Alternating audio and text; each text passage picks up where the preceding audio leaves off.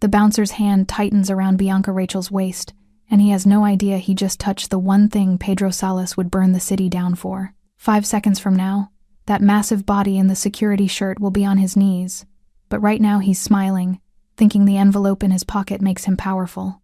The music is still playing, and Pedro just walked back in. If this story pulled you in, go ahead and subscribe so you never miss what's ahead. I've got another unforgettable story coming tomorrow. And while you're here, drop a comment and tell me where you're watching from. I love seeing people tuned in from all over the world. Okay, let's get back into it. The club is alive the way certain rooms only come alive after midnight. Purple light bleeds across the ceiling in slow, deliberate waves. Bass rolls through the velvet couches like whether you feel it in your chest before your ears register it. Champagne bottles arrive at tables with sparklers attached. Brief explosions of gold light that illuminate faces for half a second before darkness reclaims them. The air is thick with cologne, ambition, and the particular confidence of people who've never had to check a price before ordering. This is the kind of room that belongs to a certain kind of person. Pedro Salas is exactly that kind of person. He walks in the way men walk when they've stopped needing to prove anything. Black tailored suit, no tie. Collar open just enough to show the edge of the tattoos that climb his neck. Dark ink against pale skin. Deliberate and controlled. The same way everything about him is deliberate and controlled. His hands carry the same marks. He doesn't scan the room when he enters. He doesn't need to. He simply arrives, and the room quietly rearranges itself around his presence without being asked. Beside him, Bianca Rachel owns the other half of every eye in the building. The red dress isn't performing, it simply is. Form-fitted, elegant, the kind of red that doesn't shout, it declares. Her auburn hair falls past her shoulders in waves, and she moves through the room with the posture of a woman who has sat across negotiating tables and won, who has walked into rooms full of powerful men and left with what she came for. She is not Pedro's accessory. She is not his decoration. She is the other half of something formidable, and the people who know them understand this without it ever being said aloud. They take their usual VIP table. Pedro's men stay at the periphery near the entrance, at the edges of the floor, outside the front. No cluster. No visible muscle flexing. This is how Pedro has always preferred it. Subtlety is not weakness.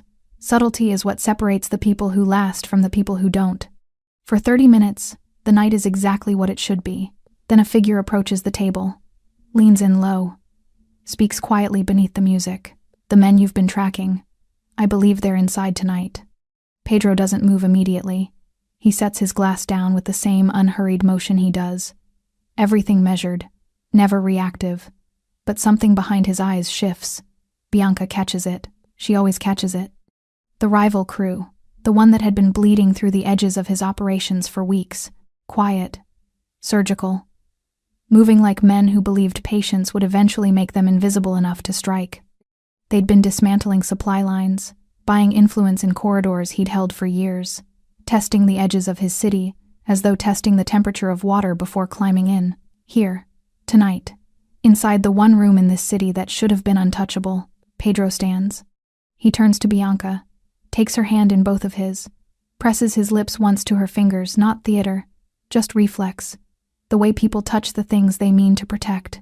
I'll be right back. She holds his eyes for a moment, nods once. He walks out with 2 of his men. Outside, a phone is produced. Photos scrolled. Faces cross-referenced against faces already filed in the back of his mind. Confirmed. All of them confirmed. Pedro gives a single instruction, quiet as the space between heartbeats. Find them. Nobody moves until I say. He turns. He walks back inside. And that is the 30 seconds that changes everything. Because while Pedro was outside, someone else inside was making a decision. One of the rival crew had watched Pedro leave, had seen the window, had spotted the shift change that brought a new face to VIP security. A face that didn't know the room, didn't know the history, didn't know the landscape of power written invisibly into every table in that section. Simon de Villa had transferred to this floor less than an hour ago. He is a large man, broad through the shoulders, thick through the arms, the kind of build that has always made the world feel manageable. He'd worked security at 3 venues before this one. He had never had a problem that his presence alone couldn't resolve. In his experience, size was a language, and he was fluent. The rival sat down beside him at the bar, didn't make eye contact, just placed a thick envelope flat on the counter, and slid it sideways with 2 fingers. Woman in red. VIP table. Bring her to us. Simon looked at the envelope, looked at Bianca, looked back at the envelope. She's a guest, he said. VIP. The rival added another fold of bills on top without blinking. She'll come. Simon Davila is not the villain of this story. He is something more ordinary, a man who saw money and mistook it for permission. He tucked the envelope into his jacket, straightened his security shirt across those broad shoulders, and walked toward the table where Bianca Rachel sat alone, champagne glass in hand, completely composed. Miss. He stopped at the edge of the table. Someone at the back wants to meet you. Bianca looked up slowly. Her expression didn't shift. No. Simon paused. 1 beat. 2. Then he reached forward and closed his hand around her waist. She rose immediately, standing not in compliance but in resistance, her voice cutting clean through the music. Let go of me. He didn't. His grip tightened. He began moving her toward the edge of VIP. Glasses paused midair at nearby tables. Conversations fractured. Eyes turned. The music kept going. The lights kept pulsing. And then the door opened. Pedro Salas stepped back inside. His eyes found her in less than a second. Found Simon's hand. Found everything. He stopped mid-stride. The club lights rolled purple across his face, and in a voice so quiet, it somehow carried over all of it. The bass, the crowd, the music, he said. Leave, my girl. The music kept playing. That's the thing nobody who was there that night would ever forget. Not the sound of what happened next. Not the crowd's reaction. Not even what Pedro said. It was the fact that the music kept playing through all of it. Bass rolling, lights pulsing. The rest of the world completely unaware, while 5 seconds quietly rewrote everything Simon Davila thought he understood about power. Simon turned slowly. The man standing 15 feet away wasn't what he expected. Pedro Salas wasn't tall in the way Simon measured tallness, wasn't wide the way Simon measured width. He wore a black suit with his collar open, tattoos climbing his neck, hands visible at his sides. He wasn't moving fast, wasn't moving aggressively. He was just walking forward, calm, precise, like a man crossing a room he already owned. Simon's grip on Bianca tightened instinctively, not from cruelty, but from the particular stubbornness of a man who doesn't yet understand that the ground beneath him has already shifted. Relax, Simon said. His voice came out steadier than he felt. She's just going to meet someone. Nobody's getting hurt. Pedro stopped 3 feet away. He looked at Simon's hand on Bianca's waist. Looked at it the way a man looks at something that doesn't belong where it is. Then he looked up. You have 3 seconds to remove your hand. The words weren't loud. They weren't theatrical. They landed the way certain truths land, without decoration, without volume, without any need for emphasis, because the weight was already in them. Simon almost laughed. Almost. Because this was still, in his mind, a situation he controlled. He had 6 inches and 80 pounds on the man in front of him. He had a security shirt and a position of authority, and a room full of people who understood what that combination meant. 3 seconds, Pedro repeated, and something in Simon's chest moved. Not fear exactly. Something closer to the first moment of uncertainty, the first crack in the glass before the whole thing gives. He didn't release her. Wrong decision. Pedro moved on the 3rd second. Not explosively, not the way men move in films, with wind-up and effort and visible intent. He simply closed the remaining distance in 1 step, and his hand found Simon's wrist, the same wrist attached to the hand still gripping Bianca. Simon tried to pull back, didn't move. Pedro's fingers wrapped the joint with a precision that had nothing to do with strength, and everything to do with knowledge. The specific, studied knowledge of exactly where a wrist becomes a lever, where the body's own architecture becomes its vulnerability. He rotated downward. 1 motion, controlled, efficient. Simon's arm locked at the elbow. His shoulder followed. His entire body had no option. Physics had already made the decision for him. He felt his knees buckle before his brain fully registered why, and then he was going down. 1 knee hitting the polished floor of the VIP section, with a sound that cut through the nearest conversations like a blade. Bianca stepped sideways immediately, composed, unhurried. She smoothed the front of her dress with 1 hand and stood 3 feet back, watching. She didn't look frightened. She looked like a woman who had just watched the correct thing happen. Simon tried to push upright. Pedro applied the smallest additional pressure, a fraction of movement, barely visible, and Simon's body disagreed completely with the idea of standing. He went down harder, shoulder dropping, palm slapping the floor. Not punched, not kicked, not touched with anything resembling rage. Dismantled. Gasps moved through the VIP section in a slow wave, the sound of people recalibrating what they thought they'd just seen, because what they'd watched hadn't looked like a fight. It had looked like correction, like something being returned to its proper place. The music was still playing. Pedro crouched. Not dramatically. He lowered himself to Simon's level, the way a man crouches when he wants to be heard clearly. His forearm rested across his knee. His expression hadn't changed once, not when he'd walked across the room, not when he'd applied the lock, not now. He placed his shoe gently on Simon's wrist, not crushing, just present. Just enough to communicate that the decision about what happened next belonged entirely to one person in this exchange. And it wasn't Simon. Who sent you? Simon's jaw tightened. His breathing was ragged not from pain alone, but from the particular humiliation of a man whose entire self-image had just been restructured in front of a room full of witnesses. He was the security. He was the one people moved for. He was the one with the shirt and the title and the physical presence that had always been enough. None of it had mattered, not a single pound of it. Who sent you? Pedro asked again. Same tone, same volume, completely unhurried. Simon clenched his teeth. Pedro applied the smallest fraction of additional pressure. The sound Simon made wasn't a scream exactly. It was the involuntary release of a man whose body had overruled his pride. His free hand came up, pointed. Toward a table near the back of the room, 3 men sitting with bottle service and careful expressions, watching the way people watch things they've set in motion from a safe distance. Pedro looked up slowly. He recognized the faces. Of course he did. He stood. Released Simon's wrist completely. No ceremony, no final word of warning to the man on the floor. Simon had already received everything he needed to receive. What came next had nothing to do with him. Pedro straightened his jacket. He turned toward Bianca. For one moment, just one, something moved across his face that wasn't control or calculation or quiet authority. Something human.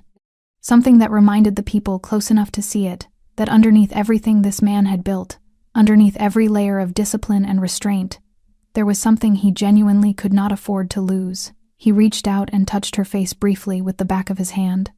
She caught his fingers, held them for exactly 1 second. I'm fine, she said quietly. He nodded once, then he turned toward the table at the back, toward the men who had paid for all of this, toward the people who had just made the mistake of reminding him what happened when someone reached for what was his. He walked forward, still calm, still controlled.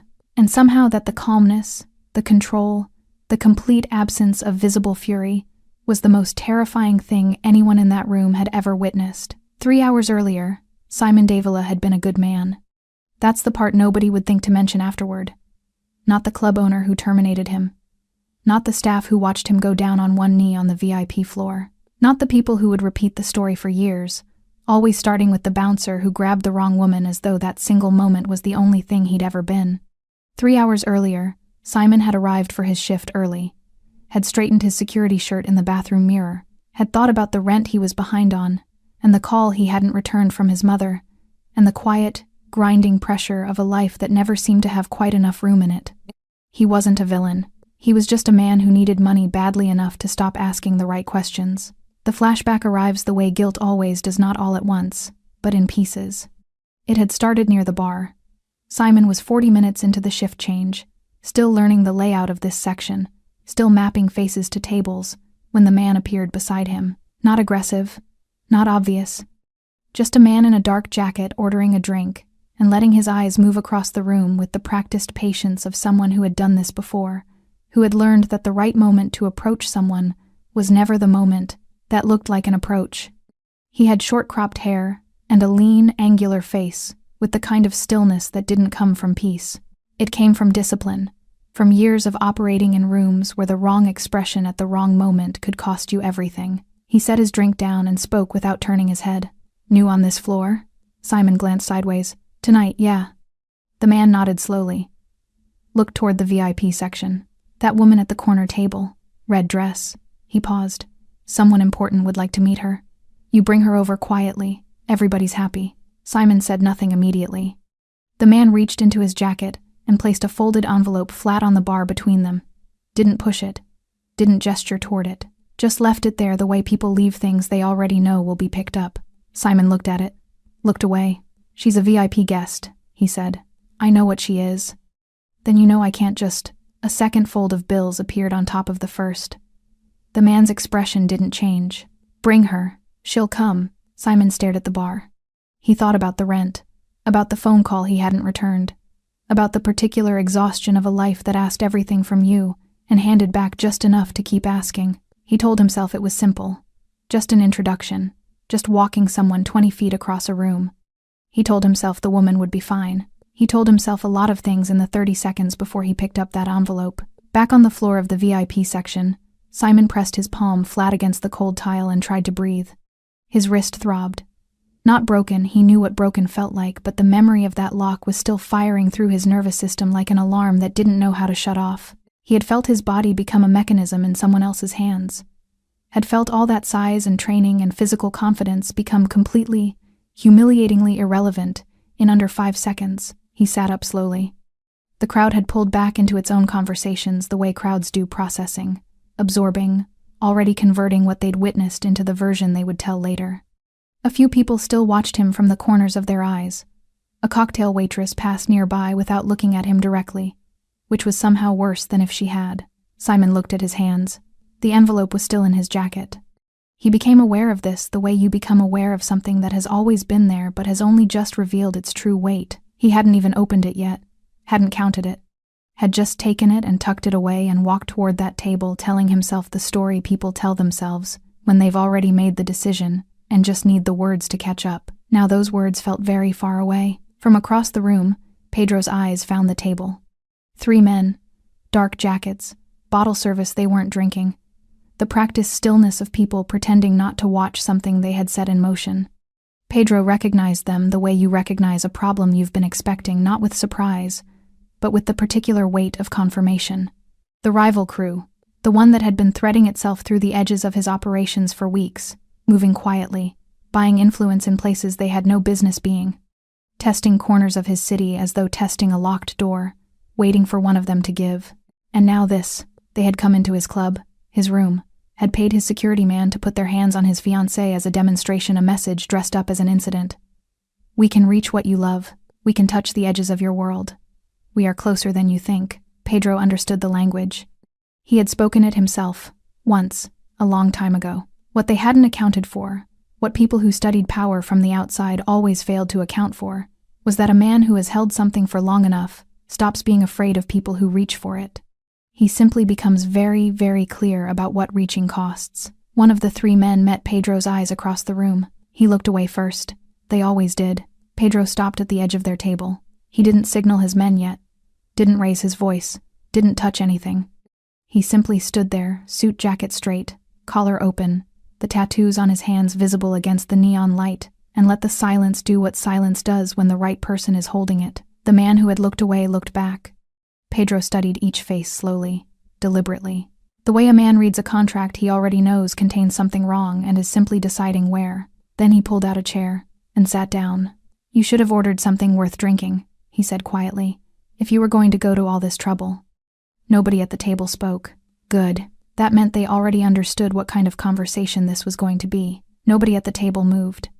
That was the first thing Pedro noted, the particular stillness of 3 men who had spent the last 60 seconds quietly reassessing every decision that had led them to this chair, this table, this moment. The kind of stillness that wasn't confidence, that wasn't composure. It was the stillness of people who had just realized the room they thought they were controlling had been someone else's room the entire time. Pedro leaned back in the chair, unhurried. He rested one tattooed hand flat on the table between them, not threatening, just present, and let his eyes move across each face with the same measured patience he brought to everything. The man directly across from him was the one who'd spoken to Simon at the bar.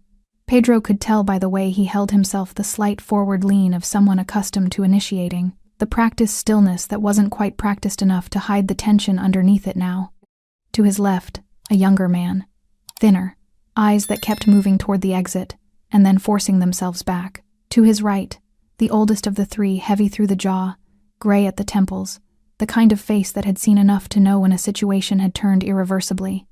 The oldest one knew. Pedro could see it. He'd already made his calculations and arrived at the number. "You paid my security to put his hands on my fiancée," Pedro said. Not a question, Not an accusation requiring confirmation, just a fact, laid on the table beside his hand. The initiator, the lean one, opened his mouth. Pedro watched him select and discard 3 different responses in the space of 2 seconds, before settling on the one people always settle on, when they have no real ground left to stand on. It was a misunderstanding. It wasn't. 2 words. No heat. No volume. The lean man closed his mouth. Pedro's men entered from 3 points simultaneously. Not running. Not drawing attention. They simply appeared the way water finds the low points in a room, filling the exits and the edges without announcement. 2 near the corridor. 1 at the bar. 1 stationed behind the rival table with the particular relaxed posture of someone who could stand there all night if necessary. The youngest of the 3 rivals saw them first. His hand moved toward his jacket. Don't. Pedro didn't look at him. His eyes stayed on the initiator.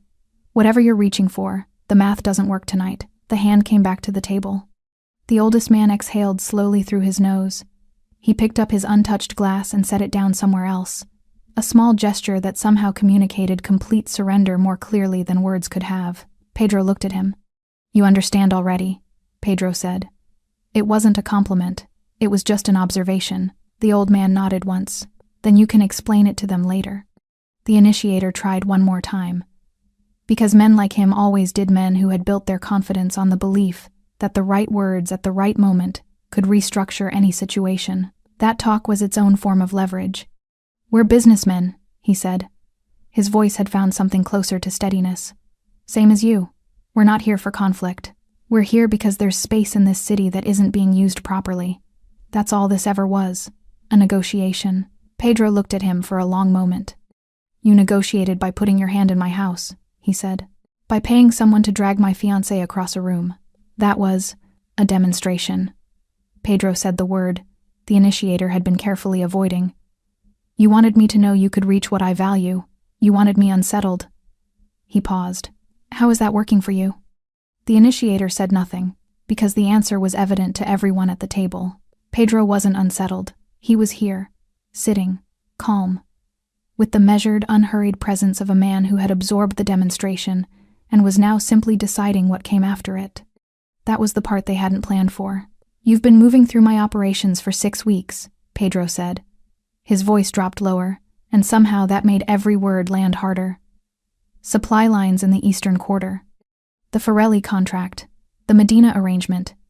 You thought I didn't see it because I didn't respond to it. He let that sit. I was letting you move, he said. I was watching where you went, who you spoke to, who you thought you were buying.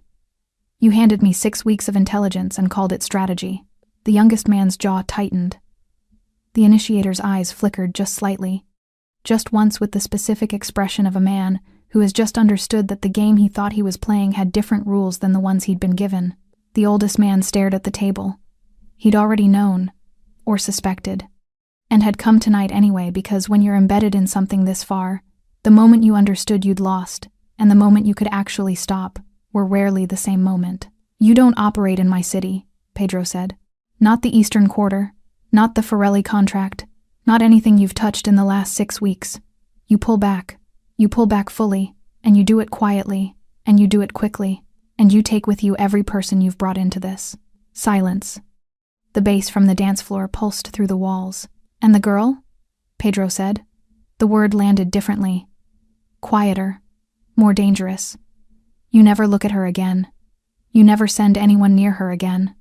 If I ever have cause to connect your names to her name in any context, in any room, for any reason, the conversation we're having tonight will feel like hospitality. The initiator nodded. Then the lean man. Then the youngest. The oldest had already nodded before Pedro finished the sentence. Pedro stood. He straightened his jacket with 2 small pulls at the lapels.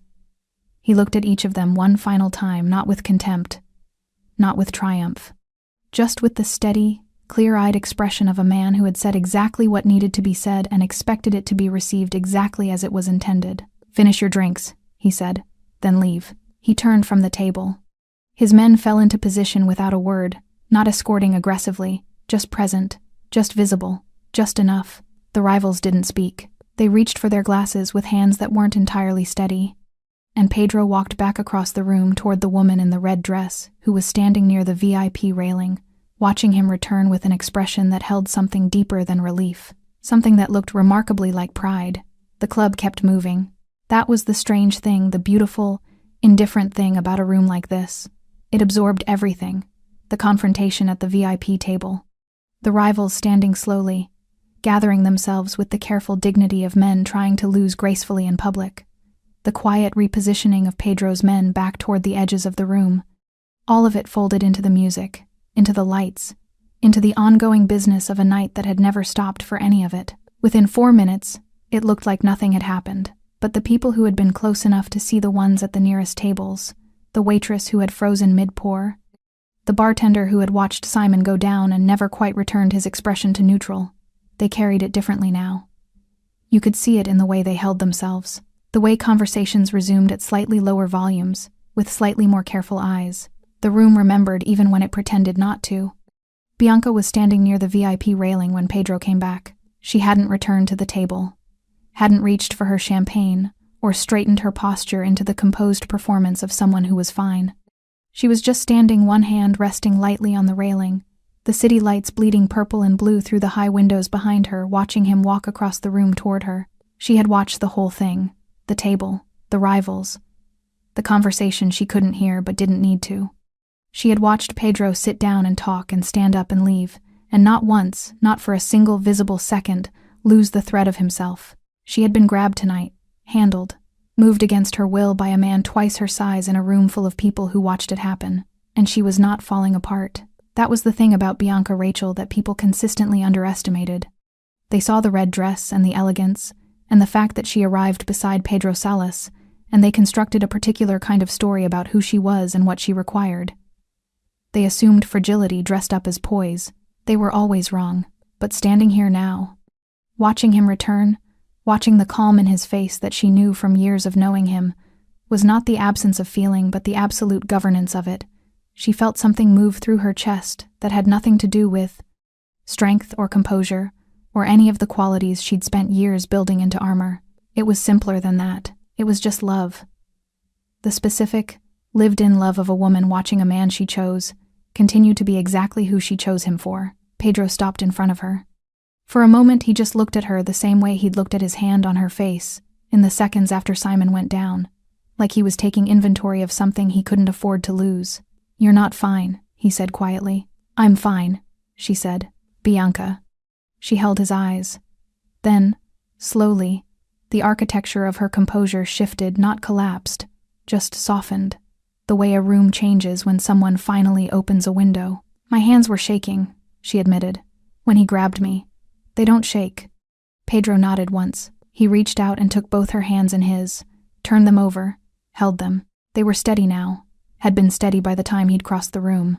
She had steadied them herself, the way she always did, through sheer insistence, through the refusal to let her body narrate a story she hadn't chosen, but they had shaken, and she had let him know. That, between them, was its own kind of intimacy. They sat back down at the table, not because the night demanded it, but because leaving immediately would have meant something neither of them wanted to mean, would have looked like retreat, would have handed the room a story that ended with Pedro Salas walking his shaken fiancée out into the night. So they sat. A fresh glass arrived without being ordered. The music shifted into something slower. The lights overhead moved through their colors with the patient indifference of lights that had illuminated 1,000 nights, exactly like this one. "You were calm," Bianca said. "I'm always calm." "Not always." She glanced at him sideways, the ghost of something wry moving at the corner of her mouth. "I've seen the other version, not in a room full of witnesses."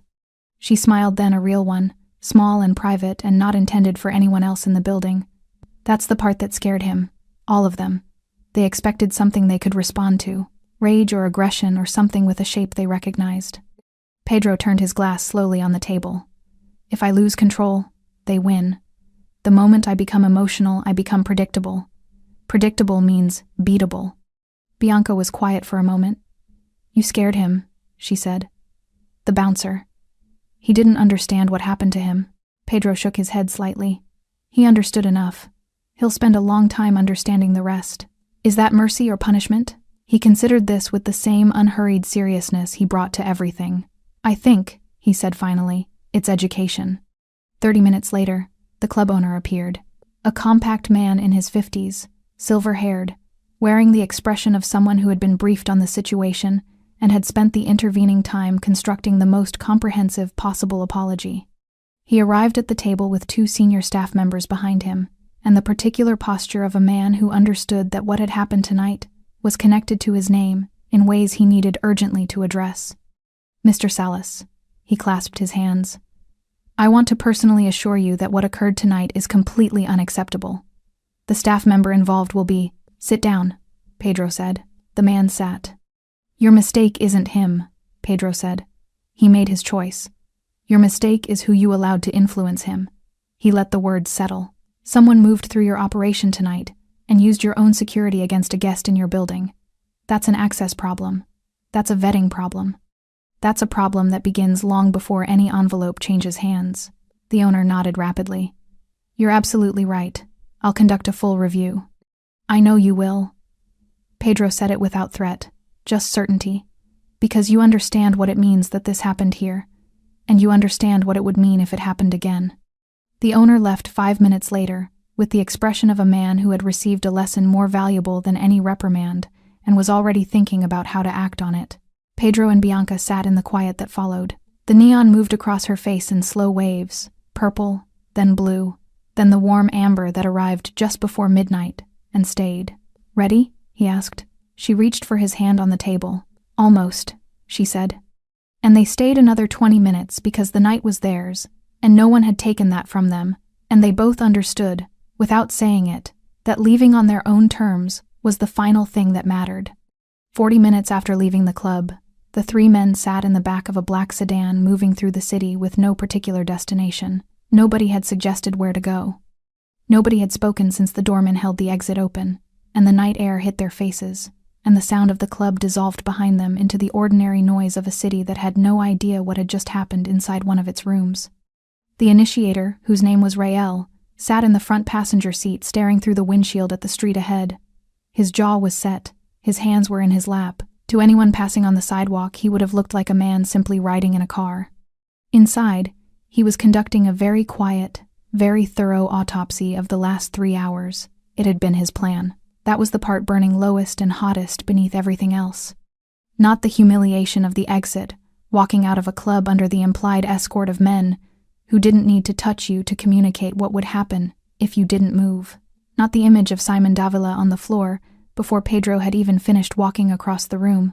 Not the conversation at the table, Pedro's voice level and unhurried, dissecting 6 weeks of carefully constructed strategy with the detached precision of a man explaining something obvious to someone slow. All of that burned. But what burned underneath it, the coal beneath the flame, was that it had been Rael's plan.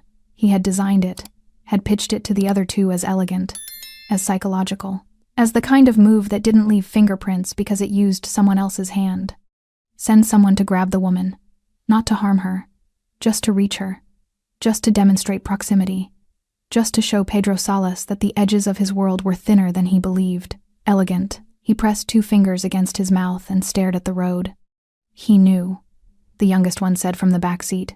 His name was Pharaoh, 26 years old, lean through the face, the kind of young that still believed the primary resource in any conflict was nerve. He'd been the one whose hand had moved toward his jacket when Pedro's men appeared at the perimeter of the table. The one who had stopped because Pedro, without looking at him, had simply said, "Don't," and somehow that single word from a man not even looking at him had been more immobilizing than any physical threat. That still bothered Pharaoh more than he wanted to admit. He knew before tonight, Pharaoh continued. The supply lines, the Forelli contract.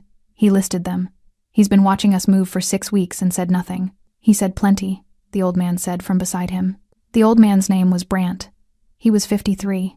He had been in operations like this one for longer than Pharaoh had been alive, and he had learned at significant personal cost over the years to recognize the particular atmosphere of a room when the balance of power had shifted irreversibly. He had recognized it tonight approximately 30 seconds after Pedro sat down at their table. He had spent the remainder of that conversation doing quiet mathematics. He let us move, Brandt said. He gathered information. And then when we escalated to something personal, something that involved her, he responded. Not with force, not publicly. Privately, surgically. He paused. That's not a man reacting. That's a man who was waiting for us to hand him the right moment." Silence filled the car. Pharaoh turned to look out the window. The city moved past in amber and shadow. Rael spoke for the first time. "We escalate."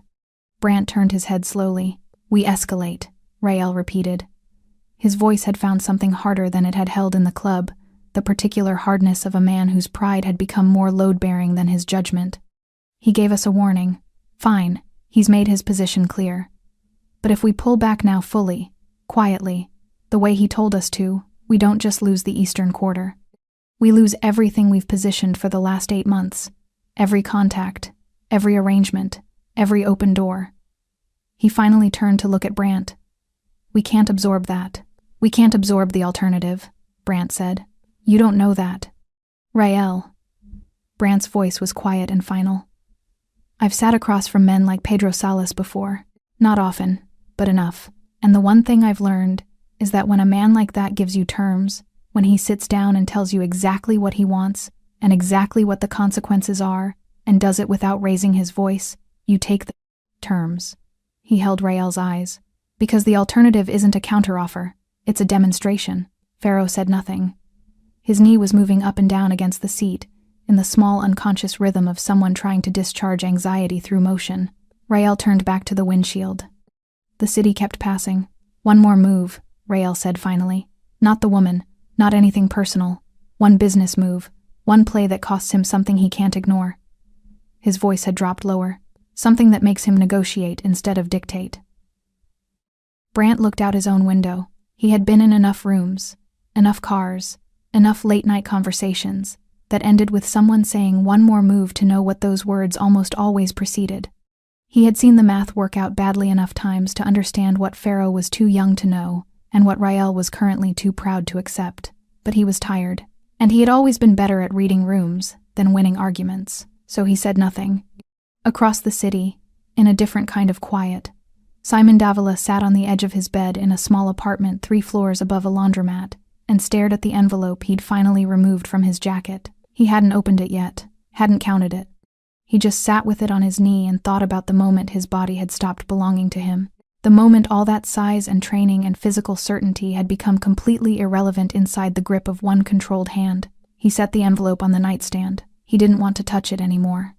He lay back and stared at the ceiling and thought about the look on the woman's face when she'd said, "Let go of me," clear and unafraid. The voice of someone who had never expected to need to say it twice. He thought about the look on Pedro's face when he'd walked through that door. And he thought about the fact that that man, with everything he clearly was and everything he clearly commanded, had chosen a wrist lock over a war, had chosen a lesson over a punishment. Simon stared at the ceiling for a long time. Outside, the city moved on without him. And somewhere in the back of his chest, beneath the bruised pride and the throbbing wrist and the acute, the specific shame of a man who had been publicly reduced by someone half his size, something small and reluctant began to shift. Not understanding. Not yet. But the first quiet edge of it. Pedro didn't sleep until 4 a.m, not because the night had unsettled him. Not because the rivals or Simon or any piece of what had happened inside that club was still running unresolved through his mind. He had resolved it. He had sat down and said what needed to be said and stood up and walked away, and that, in his world, was how things ended. He didn't sleep because Bianca had. She'd fallen asleep somewhere around 2, still dressed. One heel dropped on the floor beside the bed, her hand open against the pillow, the way hands go when the body finally stops performing composure and just rests. He'd sat in the chair across the room and watched her breathe in the quiet dark and thought about her voice saying my hands were shaking with the particular steadiness of a woman confessing something she'd already defeated. She never said things like that.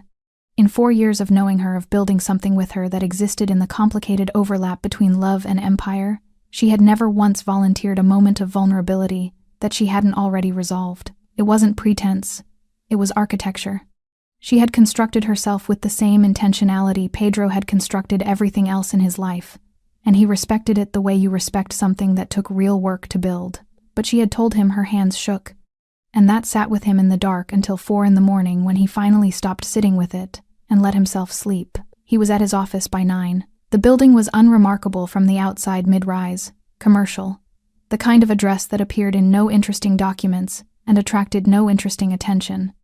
Inside, on the 6th floor, it was something else entirely. the kind of space that communicated authority without announcing it. Dark wood, clean lines, a view of the city that on clear mornings showed you everything Pedro had spent 15 years assembling from the ground up. His lieutenant was already there when he arrived. Raphael was 41 years old, compact and precise, with the kind of face that gave nothing away in rooms where giving things away was expensive. He had been with Pedro for 11 years, had started as a driver, had demonstrated over time a quality Pedro valued above almost everything else in the people around him. Not loyalty. Loyalty was common. Almost everyone was loyal when things were going well. Raphael was loyal when things weren't. He had a coffee waiting on Pedro's desk, and a folder open beside it. He stood when Pedro entered, not from ceremony, but from the habit of a man who understood that attention was its own form of respect. "The rivals left the city last night," Raphael said. "Two of them, the old one and the young one. Flight out at 6 this morning." Pedro sat. "Rael?" "Still here." Raphael's expression didn't change. "Checked into a hotel on the north side. Hasn't made contact with anyone we know of." Pedro looked at the city through the window. "He's not finished." "No. He'll make one more move, something he thinks is clean enough to give him leverage." Pedro turned from the window. "Watch what he touches. Don't move until I say." Raphael nodded. He closed the folder, opened it again to a different page. The Forelli contract. They attempted to formalize their position in writing while they were still operating. The document was drafted 3 weeks ago. Does Forelli know what he signed? He knows what he was told it was. Pedro was quiet for a moment. He picked up the coffee and held it without drinking it. "Set a meeting with Forelli for tomorrow. Afternoon. Bring him the actual language. He won't take it well." "No," Pedro agreed, "but he'll understand it. And understanding it will make him considerably more useful to us than he's been operating as someone else's asset." He finally drank. "Fear fades. Remind me to tell him that." Raphael almost smiled. "Almost. I'll put it in the agenda." The morning moved through its business with the steady rhythm of a well-maintained machine. 3 calls, 2 decisions. One problem in the Western Quarter that had nothing to do with the rivals and everything to do with a man who had confused Pedro's patience for permission, a confusion Pedro corrected through Raphael in 4 sentences that would be relayed word for word because Raphael understood that the words mattered as much as the message. By 11, the industry news had reached the office the way industry news always reached it, not through formal channels but through the quiet, specific network of people who understood that information. Delivered early and accurately was its own form of currency. Simon Davila had been terminated. The club had processed the paperwork that morning. Officially, it was a conduct violation. Unofficially, everyone in every room connected to that industry already knew the fuller version. The bouncer who got bought. The bouncer who grabbed the wrong woman. The bouncer who went down in 5 seconds in his own VIP section. Raphael mentioned it without inflection. Pedro set down his coffee. Who pushed for the termination? Management initiated it. Apparently the owner had a conversation last night that clarified his priorities. Pedro nodded slowly. He thought about Simon on that floor, the size of him, the particular humiliation of a large man reduced efficiently and publicly. He thought about what that did to a person, what it cost. "He won't work security again," Pedro said. It wasn't satisfaction. It was just the accurate forecast of how these things moved through an industry that ran on reputation and word of mouth. Raphael said nothing.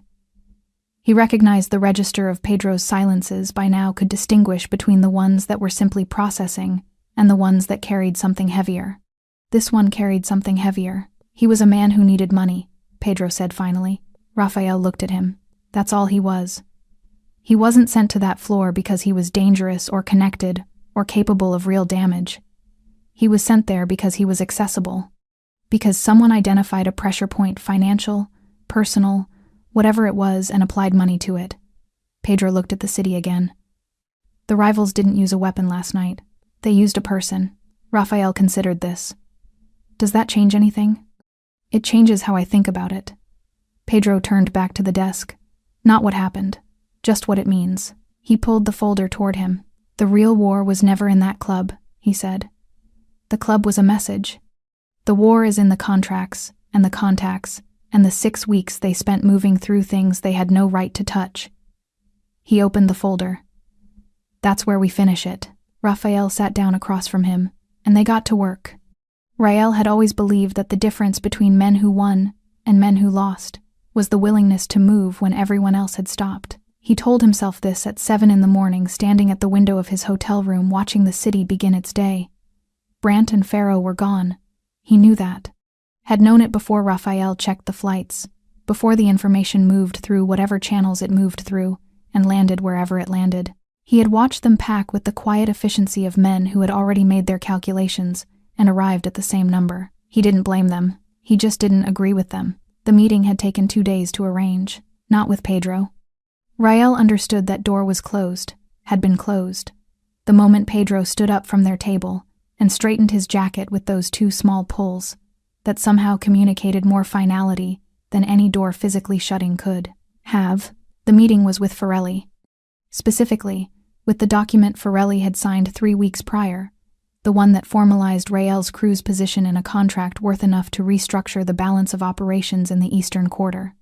If that document held, if Forelli could be persuaded to honor it publicly, it didn't matter what Pedro had said at that table.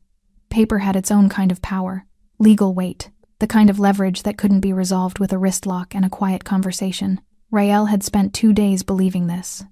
He spent 30 seconds inside Forelli's office, understanding why he shouldn't have. Forelli was a heavy-set man in his 60s, who had built a small empire in property and import logistics, and had spent the better part of a decade maintaining careful, profitable neutrality between the various forces that moved through his city.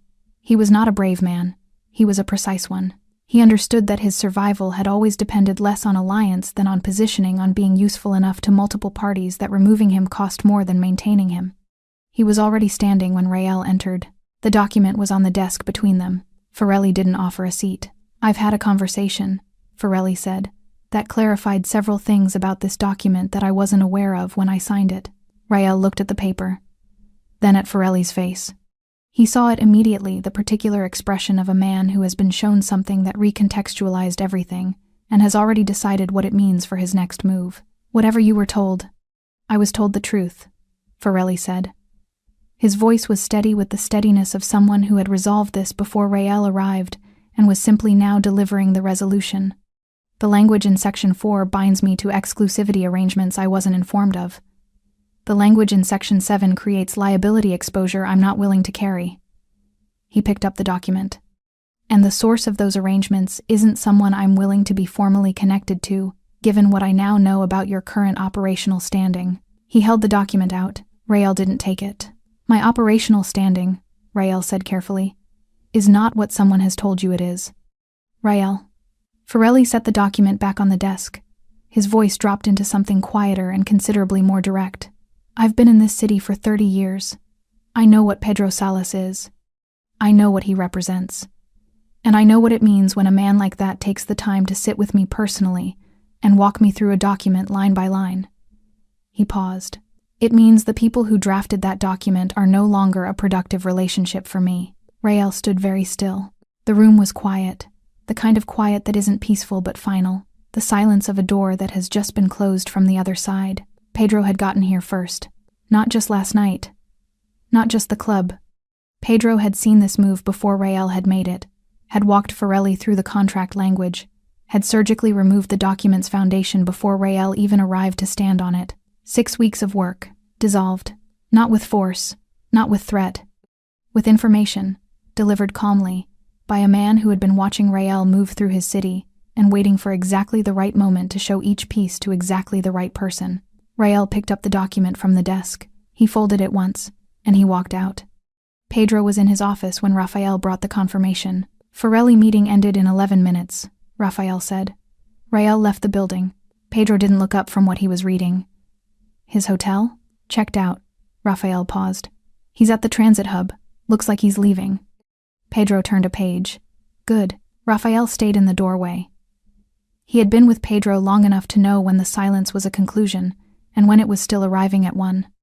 "You could have pushed harder," Raphael said. "Not a challenge. Just the observation of someone who was genuinely curious about the calculation. At the club. At any point in the last 2 days. The document alone could have been leveraged into something public.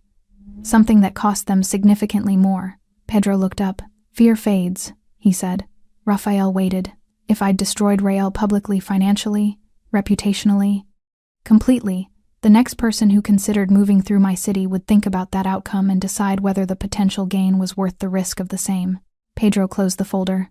Some of them would decide it was worth it. Because the thing about fear is that it calculates, it compares.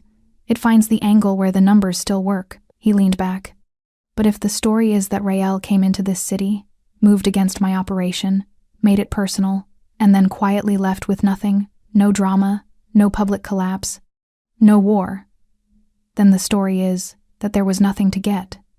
He looked at the city through the window. That's not fear. That's futility. And futility doesn't calculate.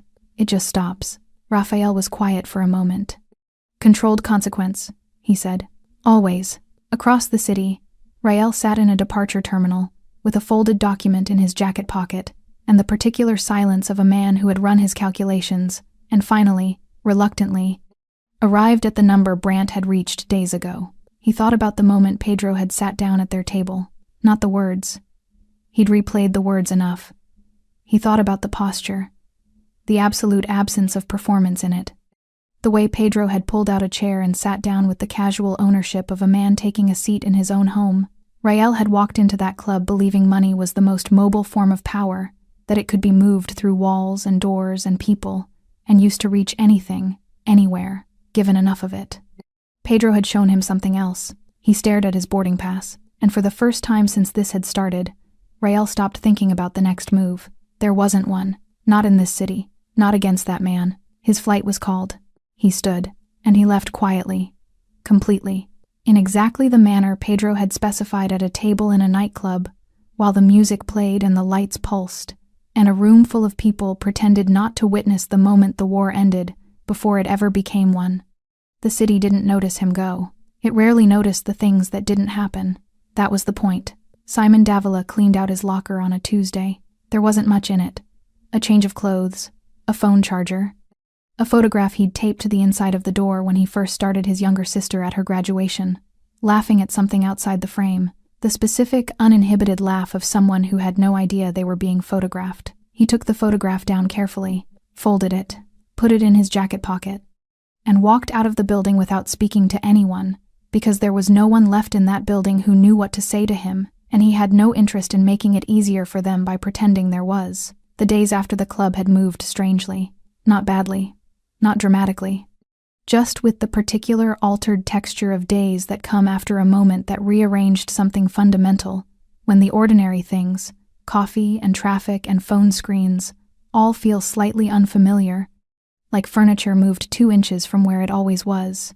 Not enough to trip over, just enough to notice constantly. He had expected anger, had braced for it during the drive home that night, the hot, defensive anger of a man who has been publicly humiliated and needs somewhere to put it. Had expected to lie awake building the version of events where he'd been set up, where the circumstances were uniquely unfair, where any reasonable person would have made the same choice given the same envelope, and the same pressure, and the same rent sitting 3 weeks overdue. He had expected to believe that version. He hadn't. That was the thing that surprised him most. The anger came briefly, weakly, and then receded like a tide that had lost interest, leaving behind it something quieter and considerably harder to argue with. He had taken money to move a woman who didn't want to be moved. There wasn't a version of that he could construct that changed what it was. His sister called on the 3rd day. He almost didn't answer, not because he didn't want to hear her voice, but because hearing it would mean being himself, the full, unedited version, and he hadn't quite worked out how to be that yet with any comfort. He answered anyway. She didn't know about the club. He hadn't told her, and the version that had circulated through the industry hadn't reached her world, which was a different world entirely. Classrooms and lesson plans, and the specific contained dignity of a person who had built something honest with their hands and their time. She asked how he was. He said he was fine. She heard what was underneath it, sisters always did, and she didn't push. She just talked. About her students, about a parent-teacher meeting that had gone sideways in a way that made her laugh, telling it. About the small bureaucratic absurdity of a school that had lost its own photocopier key for the 3rd time. Simon sat on the edge of his bed and listened. And somewhere in the middle of her talking, somewhere between the photocopier and a story about a student who had written an essay about wanting to be a professional cloud watcher, something in his chest loosened, slightly. Not healed, not resolved, just loosened. He thought about Pedro Salas every day, not obsessively, not bitterly. With the particular, reluctant attention you give to something you don't want to learn from but can feel teaching you anyway. He thought about the wrist lock, not the physical mechanics of it, but the intention behind it, the choice behind it. A man who could have broken something, who had every justification in that moment to break something, who had chosen instead the minimum necessary force to make the maximum necessary point. He thought about what Pedro had said to him on the floor, kneeling down, eye level, voice quiet. You let money make you disrespectful. 6 words, no rage in them, no contempt. Just the flat, accurate delivery of a true thing. Simon had replayed those 6 words more times than he'd replayed anything else from that night. More than the envelope. More than the woman's voice saying, "Let go of me." More than the sound of his own knee hitting the floor. You let money make you disrespectful. The thing was, and this was the part he kept arriving at, kept circling back to no matter what direction he approached it from, Pedro was right. Not about the technical facts of the situation, about the internal sequence of it. Simon had felt the pressure of the rent, and the envelope had appeared, and he had reached for it before asking what it cost, because he hadn't wanted to know what it cost. He had wanted the money, and he had called it opportunity, and he had walked toward a woman who said no, and decided his need was larger than her answer. That was the truth underneath everything else.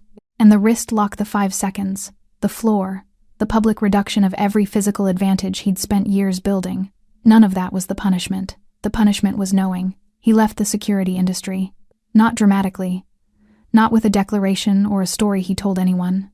He simply stopped applying for the positions that came up and started thinking about what else he knew how to do, and found, somewhat to his surprise, that there were things. His father had been a carpenter. He'd grown up in a house where things were built and repaired and maintained with the patient attention of people who understood that the value of something was inseparable from the care you gave it. He made a call, an old contact, a small construction firm on the east side that had been trying to expand its crew. The man on the phone asked if he had experience. Simon said he had some, that he was willing to learn the rest. The man said, "Come in on Monday." He sat in his apartment the night before and looked at the envelope on the nightstand, still unopened. He picked it up, held it for a moment. Then he put it in an old shoebox at the back of his wardrobe and closed the wardrobe door and didn't think about it again that night. He would figure out what to do with it, but not tonight. Tonight he ironed his clothes for the morning and called his sister back and let her finish the Cloud Watcher story she'd started 3 days ago, and laughed in the right places and felt, for the first time since the club, like a man who was standing on ground that belonged to him. It wasn't much, but it was his, and this time, nobody had paid him to stand on it. The nightclub looked the same purple ceiling lights cycling through their slow pulse, same bass rolling through the velvet couches like weather you felt before you heard, same champagne bottles arriving at tables with their brief gold explosions of light, same air cologne and ambition and the specific confidence of a room that had never stopped to consider its own fragility. Pedro stood at the entrance for a moment before walking in. He didn't do this often, pause. He was not a man who lingered at thresholds. But tonight he stood there for a few seconds and let the room exist in front of him before he became part of it. Bianca's hand was in his. She felt him pause, looked up. "You're thinking," she said. "I'm always thinking. You're thinking about that night." He didn't answer immediately, which was, between them, its own kind of answer. They took the same table. The VIP section had been quietly rearranged since then. Different configuration, new upholstery on 2 of the couches, the bar restocked with better bottles. The club owner's version of an apology expressed through renovation rather than words.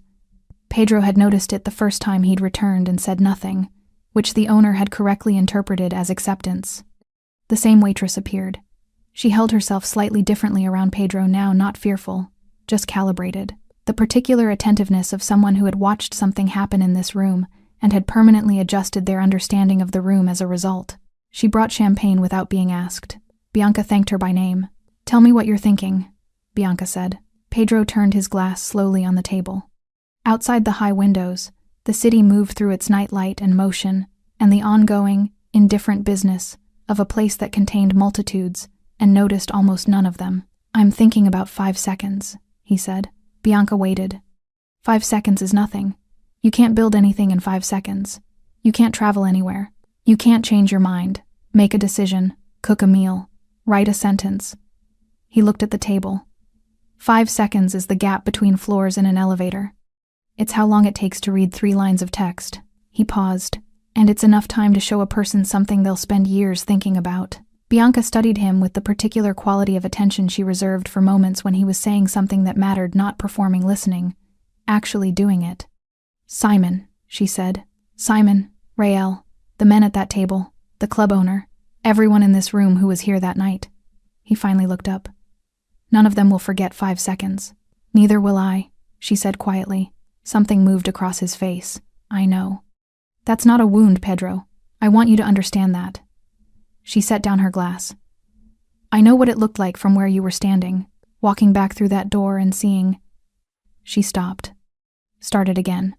"I want you to know that what I felt first wasn't fear. It was fury. I was furious. A small, precise smile. I was about to handle it myself." He looked at her. "I know that too," he said, and the way he said it quiet, certain, carrying in it a complete and unpatronizing understanding of exactly who she was, landed somewhere between them like something placed down gently. She reached across and put her hand over his. He thought about Rael in a departure terminal with a folded document and no next move. He thought about Brant, the old man who had known early and nodded before the sentence finished. He thought about Pharaoh, young enough to still believe that nerve was the primary resource, old enough now to know otherwise. He thought about Simon Davila, cleaning out a locker, thought about the photograph of the sister, the folded paper, the walk out of a building toward something uncertain and honest. He didn't know those details, couldn't know them. But he knew the shape of what happened to a man after a night like that one, had seen it enough times to understand that the floor of a VIP section was sometimes the beginning of something, rather than just the end. He hoped that was true for Simon. He genuinely did. "Was it worth it?" Bianca asked. He considered the question with real seriousness. Not performing consideration, actually sitting with it. The rivals are gone. The contracts are restored. Forelli understands his actual position. The people who needed to understand what reaching into my world costs, they understand it. He looked at her. "So by any practical measure, yes. That's not what I asked." He was quiet. "The bouncer," she said. "The envelope. A man who needed money badly enough to stop asking the right questions. Was any of that worth what it cost him?" Pedro looked at the table for a long moment. "No," he said. "It wasn't. The lesson he needed didn't require a public floor." He turned his glass. "But I couldn't give him a private one, because the message wasn't only for him." "I know. That doesn't make it—" "I know," she said again, softer. "I'm not asking you to justify it. I'm asking if you think about it, every time I come back here." She nodded once. Like that was exactly the right answer. Like the thinking about it was the thing that mattered, the thing that separated controlled consequence from mere dominance. They stayed until the club reached its quiet hour. Not late enough to close, but late enough that the energy shifted, the aggressive brightness of peak hours settling into something looser, warmer. People leaning into conversations instead of performing them, the music dropping half a register. Pedro and Bianca didn't talk the entire time. Not because there was nothing to say, but because they had reached the particular comfort of two people who had been through something together and come through it without losing each other, and could now simply exist in a room without needing to fill it. When they finally stood to leave, Pedro paused at the edge of the VIP section. He looked at the floor, the exact spot. Bianca stopped beside him. She followed his eyes, looked at the same unremarkable stretch of polished floor that looked like every other stretch of polished floor in the room. 5 seconds, she said. 5 seconds, he agreed. She took his arm. They walked out together through the club past the tables and the bar, and the entrance where a new security man held the door with practiced neutrality, and out into the city air, which was cold and clean and indifferent in the way that cities are always indifferent, always moving, always generating the next moment before the last one has finished meaning anything. On the pavement outside, Bianca looked up. "Power isn't what you do to people," Pedro said. She waited. "It's what you choose not to do." She looked at him for a moment. Then she leaned her head briefly against his shoulder, a small, private gesture that belonged to no one else. They walked to the car. The city moved around them, loud and bright, and entirely unaware. And somewhere inside that building, in a room full of lights that never stopped pulsing and music that never stopped playing, 5 seconds continued their quiet work, echoing. Long after the night that made them. Thanks for sticking with this story until the very end. You're the reason these stories feel alive. If you're ready for another powerful journey, just tap the next video on your screen. And before you go, leave a quick comment and rate this story from 1 to 10. I'm excited to read your thoughts and connect with you in the comments.